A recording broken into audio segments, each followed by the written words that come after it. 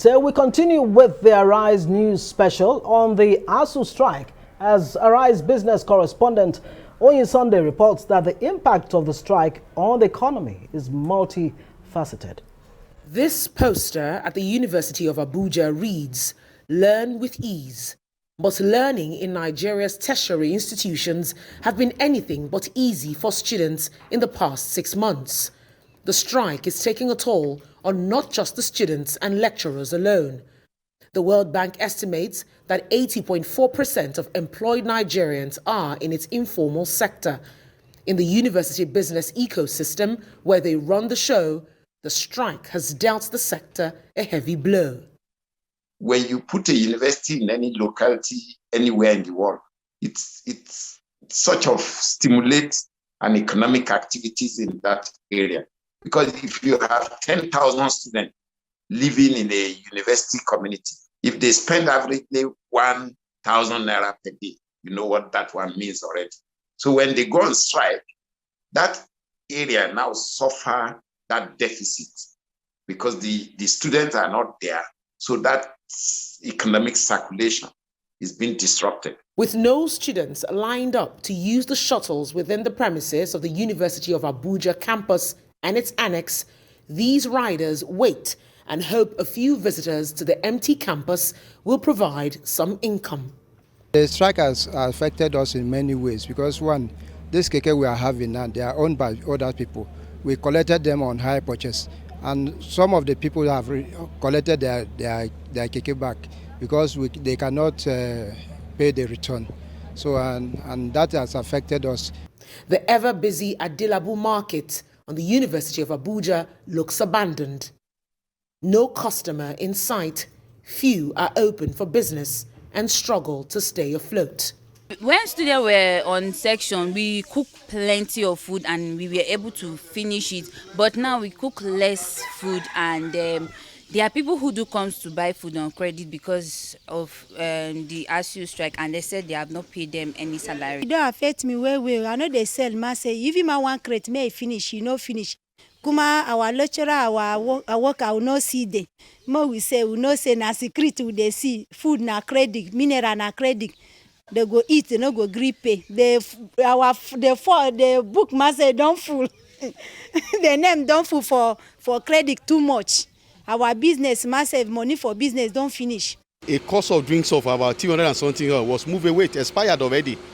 Expires already. So if you're a business owner, if you have an expired product, expired good and service in your office, definitely by now it must have expired. It's the same at the University of Lagos, where Madam Temidayo counts her losses. Very pathetic. Not only pathetic, it has caused a lot of problem, health problem, financial problem. What else can I say? Most of these minerals, malt, it has expiring dates. So once it has expired, our students here, they are very they are very sensitive. They will look everything. Before they buy gala, they will check the dates. Before they buy drink, they will check the dates. So there's no how you can just mix anything up with them. The new market at the University of Abuja was meant to begin operations a month after the strike commenced. Plans to occupy this facility suspended, as occupants who can hardly get by will be unable to afford a shop for 500,000 naira per annum if the strike is ever called off. They resume now. The woman go say make they pack us for Adilabu market, more inter shop, business no move. Kuma strike they day. Make the woman reduce the money for shop because students go come, they go eat food, they need cheap food, 100 naira food, 150 naira food, and pure water 5 naira. The woman no agree reduce the money for shop. The shop is too cost. In the east, from the Enugu campus of the University of Nigeria, Nsukka, Arise correspondent Abel Ejikeme captures the mood. It's been a case of economic misery for ancillary workers within and outside the university. Emelda sells phone accessories within the premises of the university. She says her financial situation has grown worse since the commencement of the strike. When students were here, at least sometimes you can make like 10,000, 15, 20 daily. But now, you hardly even make up to 1,000 naira in a day. So it's very difficult for us. And we want government, we are appealing on them to do something about it. So at least people can even survive. Because we that are doing business, it is affecting us very badly. We have so many things to do with money. You pay your rent, you pay so many things. But here, you are imagine when you are making 1,000 in a day, you have children to feed. Before the strike, so we are making at least, realizing our daily incomes wasn't as hard as it is now. But ever since the strike, we've been finding it hard getting the same amount we used to get before. Nigerian universities are a beehive of activities during school sessions. Heavily dependent on students for survival, here investments stay frozen as copy machines lay idle with no hope of generating the income they were purchased for. Looking at the business environment, the mobile entities, the mobile entity in the student environment is the students. So if their students are not around, who do you want to serve your service to? Who do you want to deliver? So totally, the actions of ASU strike and other bodies have seriously paralyzed the economy of the business environment, to say. Back at the University of Abuja, as it is on campus, so it is off campus. For Mr. Henry Olumuyiwa, it's a mutually beneficial business relationship with the students. His business is part of a prerequisite for graduating students. As a binder, they depend on him to present their final project. With no student in sight and 5 children to feed, every day is a struggle. Is it financially, morally, otherwise? It has just crumbled all my plan, especially this year, completely. Even as you can see, this is my son. I have some apprentices at my backs. We just come and sit. There's no work. Even common fuel that will take us 200 naira fuel that will take us to our destination is a problem, talk less of eating. He is not alone. An empty fridge in this restaurant says it all. A business place where you are making like maybe around 30,000, and now even you are not even making up to like 5,000. It's that serious. And most people now, because of the strike, most people are now eating on credit, which it will take them even more than 2-3 weeks before you can even be able to recover your money. While the university management and government can afford to allow its investments lay waste, landlords in this community think otherwise. Monday Suleiman is a property manager and house agent. He says the strike has increased skirmishes between landlords and students, their tenants. The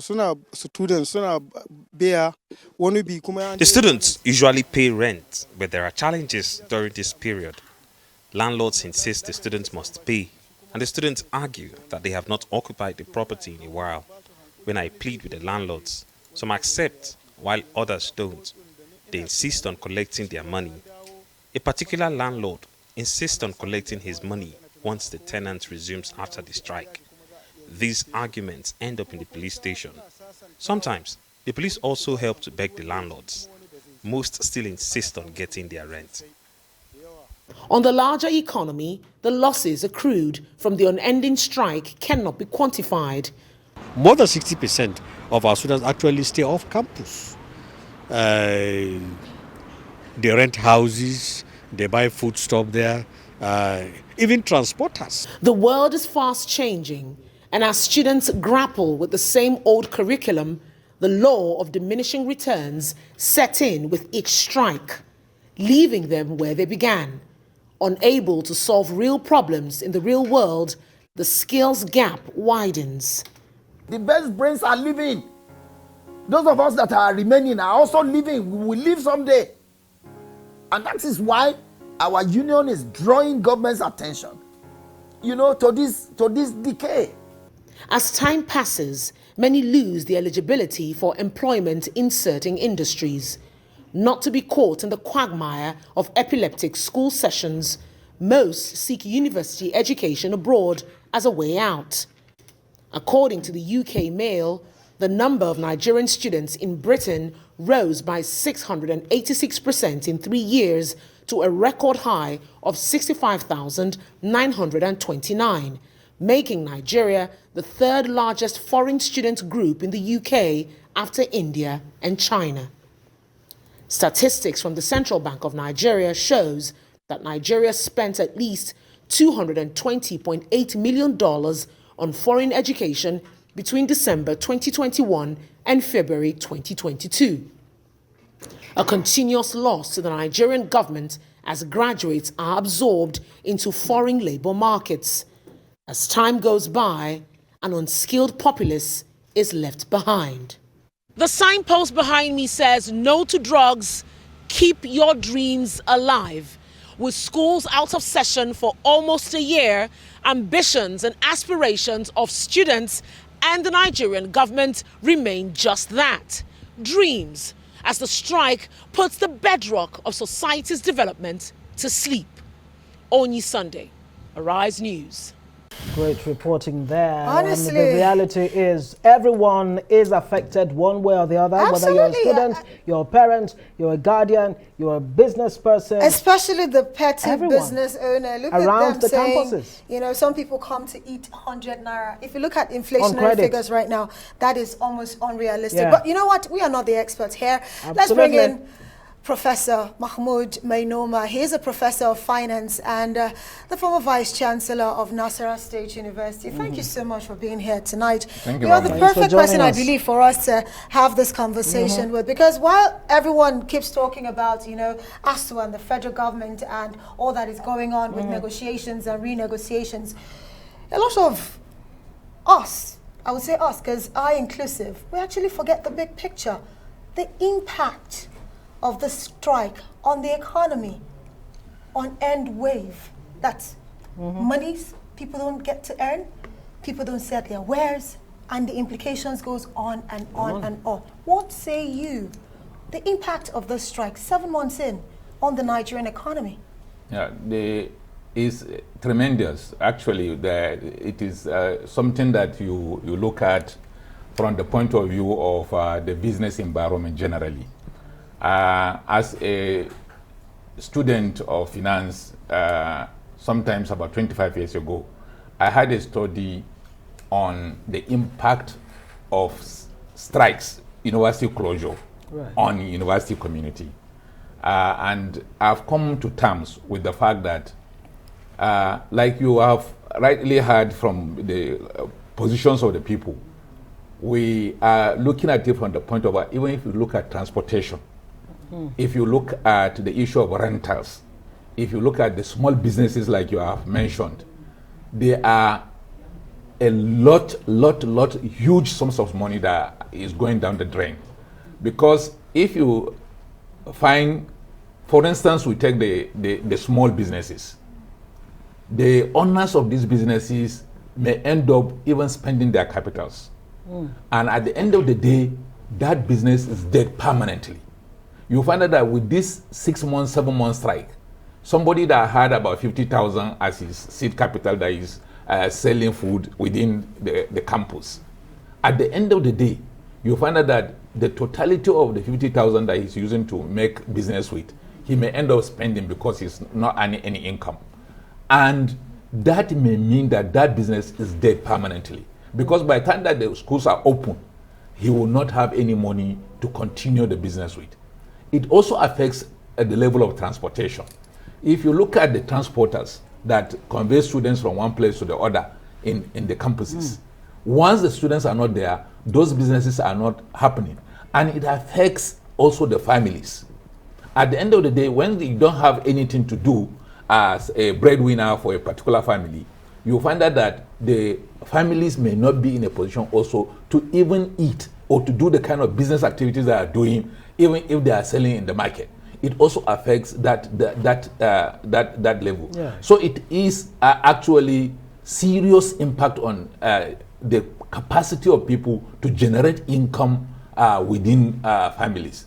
And not only that, even at the level of investment, you find out that it is only when you are able to generate income that you save. if you don't generate any income and consume part of it and save part of it, you will not be able to invest in any other kind of business. Absolutely. So that is also another way to look at the impact of this strike on economy. What about the long-term impact? So much has been said about the unemployability of the average Nigerian graduate because they're not stepping up to the global acceptable standards, whether it's the university level you're talking about, that, you know, that's where the problem is right now. Even primary, secondary, not up to international standards. The skills gap is already there, and it's likely to widen. Yeah. Is it not? Definitely, it affects unemployment or employment, as the case might be, or even employability. Yeah. Because the truth of the matter is that as students, if you give them that long rest, they are not likely going to catch up with the kind of things that they are doing, even when they resume to school. You find out that period that they have wasted at home doing nothing, it is difficult for them to connect with what is happening now and what they have learned in the past. If there is consistent study, you find out that students perform better, and that reduces the gap, really. That reduces the inability of the students to do what is expected of them, and that may generate to a longer term effect of not being able to do what they ought to do in school, and that will affect their employability. So how do you close this gap then? Because that is something that both ASU governments need to keep in sight. How do we ensure that this gap that's been created is not further widened and, you know, causes more complications the later? unfortunate thing is that you need to do a lot more than ordinary to be able to solve the problem, because it is something that is affecting generation. As we say, it may not really have effect that you will see now. It is something that has a long-term effect, and not until it happens before the economy will begin to feel the impact of that kind of problem. So the only way to solve that kind of problem is to insist that all things that ought to be done are done, even when the students return. The issue of reducing number of weeks for the semester should not arise. Right, so they should get the entire, you know, semester and get the knowledge that is that required. ought to be done, yes. But you touched on something which I want you to expatiate on, really, especially looking at the fact that if you look at the world statistics, when you look at the universities ranking, not Nigerian university comes top 1,000. Terrible. Its implication, bad. But let's look at the small business owners that you say sometimes at the end of the day, those businesses might not recover. Let's not forget, small and medium enterprises in Nigeria actually contribute about 50% of our employment if not more. The country. More than that, yeah. But at the end of the day, we need to look for a way forward and solutions. And some analysts are saying maybe we should consider funding Nigerian universities through other means. Maybe, say, the capital market.